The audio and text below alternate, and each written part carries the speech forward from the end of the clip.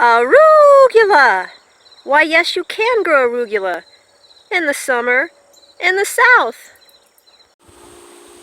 Hey, this is Kathleen from Firefly Farm coming to you through the magic of selfie vision to talk about growing arugula in the heat of summer. Because if you love arugula, like I love arugula, you're going to want to grow it all year long, not just in the fall, winter, and early spring, because you miss it, just like I do for that 3 or 4 month stretch when it seems like it's too hot. So it's possible, and we're going to show you how to do it. It's so easy. I should have done it sooner. You need 2 things: rich, well-draining soil and shade. If your soil holds water during our monsoon season in north central Florida, you'll have little lakes where your garden beds used to be. And arugula hates wet feet, and it will give up the ghost quick smart if it's grown in a pond.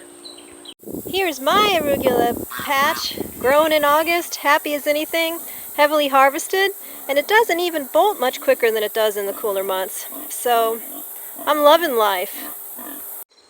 I've planted my arugula just to the north of this giant clump of bamboo. This little guy decided to go live with the scallions in the sun, and he's hurting. He's so happy in the shade, he's springing up between the boards in my garden bed.